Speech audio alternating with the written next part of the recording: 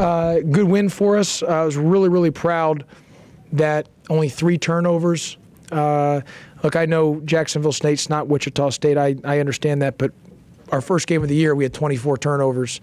This game, we have 3, so we've come a long way. And you really look at the last 120 minutes of basketball, you know, we've had a total of 19 turnovers, and that's just really improvement for our team, valuing the basketball. It's been a point of emphasis. That was a major struggle of ours early on.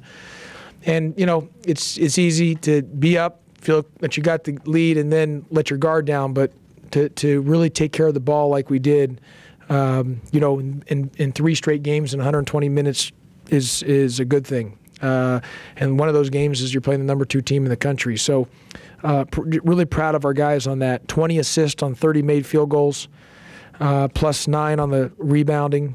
And so all those things are important. You know, we did a good job for the most part defensively from the field. 32% we held them. They hit 55%, 54% from 3. I think I've never been on a team that's had more late shot clock, bank-in shots, just prayer shots that go in against us than this happened this year. So hopefully the law of averages work itself out in our favor eventually. But other than that, good win. And you know, you look at them. They had 0 points off of our turnovers.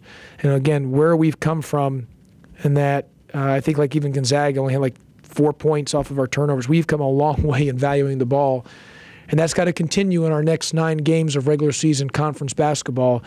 For us to have a shot to keep winning, we got to keep valuing the basketball.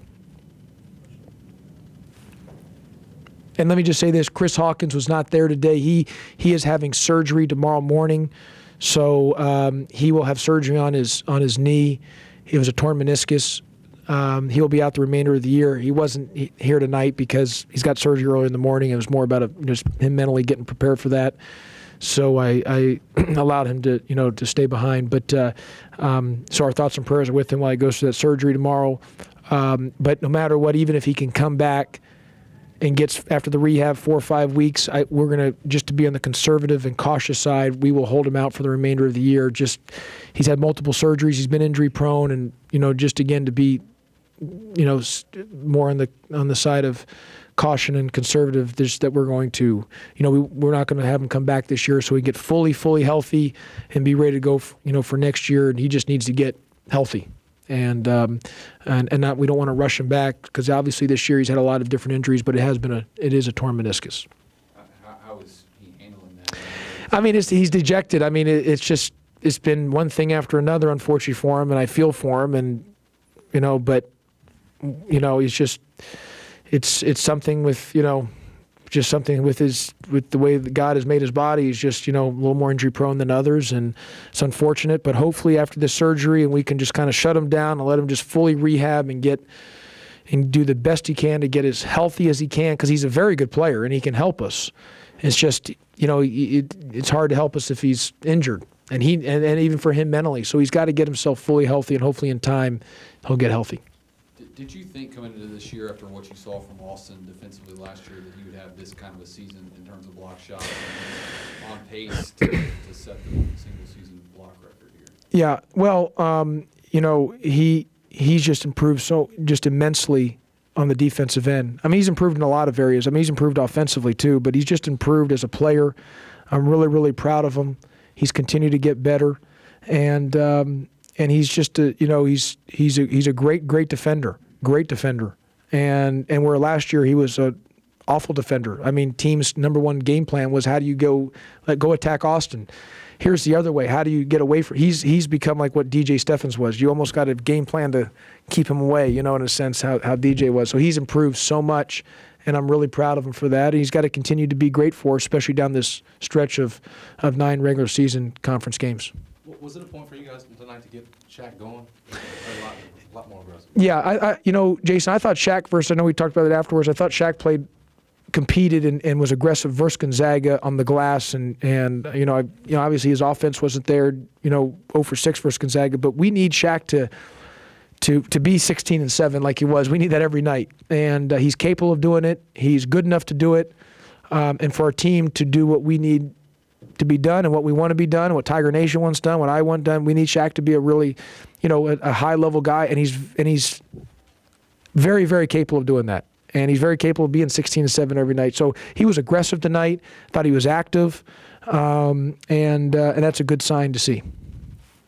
Josh, with 31 games in a season, there's room for error. Now as you hit these last 9, does your team have any room for error if they want to make the NCAA? Well, Mike, we do have our non-conference strength of schedule is 16. Our overall strength of schedule is 25. That right there, you're in the NCAA tournament. Take out the RPI record.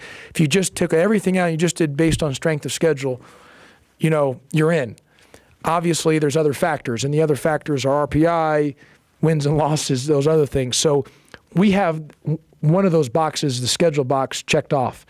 If we want to have a shot to be in at-large, the only way to do that is you're going to have to win a bunch of games, and to be able to win a bunch of games, that would help lower your RPI down from where it is. And then, no matter what, the conference tournament, I think it's anybody's taking. It's wide open. So anything can happen. Regardless of what happens in these 9 games, you still got that one, 3-4 day stretch there. So all we can do, Mike, is just do the best we can, keep trying to get better, try to win as many as we can, and let the chips fall where they fall. But, we still got an uphill battle. There's no question about that. But we do have the one thing in our favor is our strength of schedule. And that is in our favor. But in order for us to be an at-large, we're obviously going to have to win a lot more games. And we've got a lot of.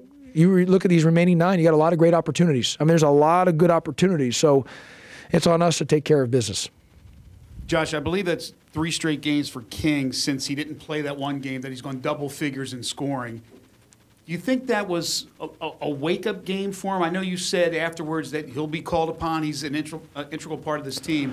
But it seems like he's playing with a little more vigor, and we saw against Gonzaga what he was able to do coming off the bench. How important is he, and what do you think about that? Yeah, you know what, Greg, I think Nick's – I've said it, I think he's getting more comfortable. I think he's starting to be more confident, and he's really playing well. And like you said, 3 straight games of double-figure scoring. He's a really important piece to what we want done.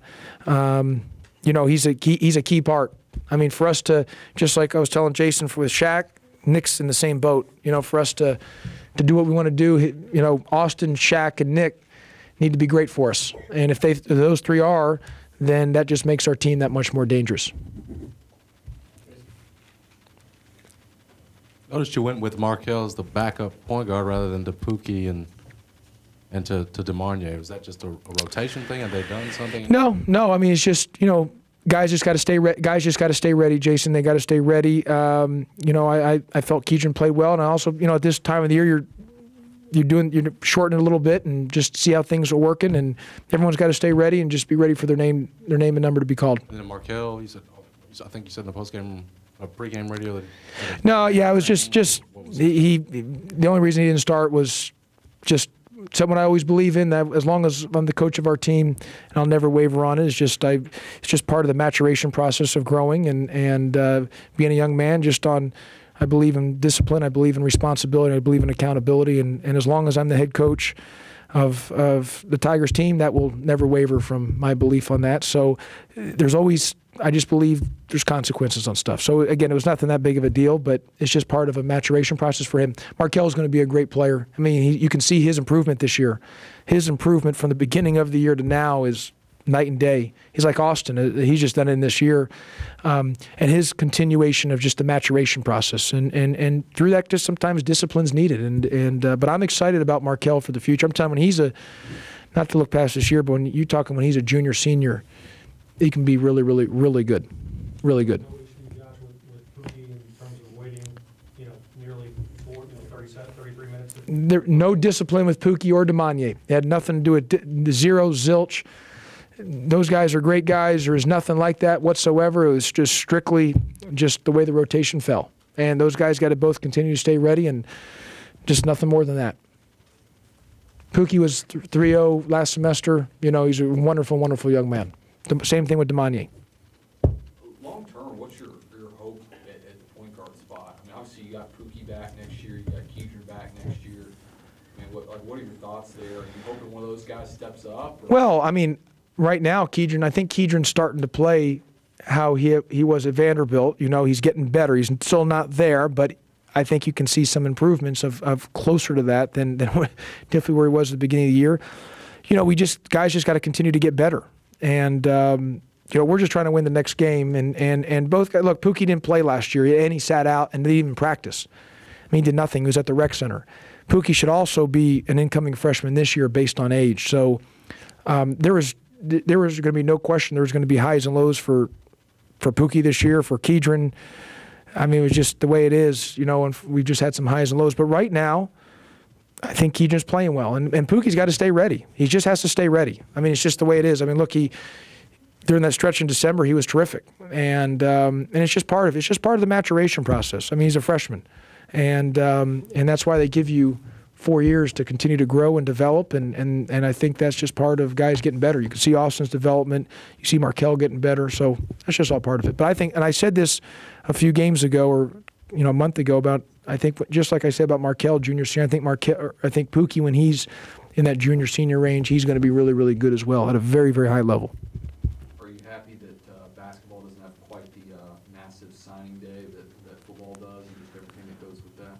Basketball recruiting is totally different than football. Basketball recruiting is 24/7, 365. Football, you're locked in on pretty much there's nothing like basketball recruiting. There's no sport like basketball recruiting. It's, there's nothing like it. And you guys know, because you've been with me in the summers, I mean, there's nothing like it. So I have great respect, obviously. I'm a huge football fan, a tremendous football fan. But I think when you tell football coaches about how recruiting is in basketball, they think it's crazy. They just think it's nuts, how basketball recruiting is. Because there's a lot more people involved in basketball recruiting than, football recruiting. A lot of times it's the high school coach, the player, and that's it. In basketball, you can be dealing with 8 people, literally 8 people. It's totally different deal. Totally different deal. And it's, think about it. If you ask football coaches, hey, in the preseason, ask them to say in August to be going out 4 days a week, fly back, practice your team, go back out on the weekend. They say, when you tell them that, they think you're nuts. But that's what we do. September, October, because you're trying to sign, and then you're into games, and then right when the season's done, you're right back in on the road, and then I'm not complaining. I'm just saying it's just a different model. It's just a way different model. It's just all year round. I guess I was just saying it's different than football, where all these announcements come together. Basketball's year round. Basketball's year round. Listen, it's gotten to the point now where basketball and football, guys are having press conferences and announcements for their final 7 or 5. I think that's nuts. It is what it is, but I just think it's crazy when guys are announcing their final list. But that is what it is. Huh? I used to believe that, but not anymore. It's hard enough to play 10 guys. Trust me. I'm done with I'll take 7 scholarships.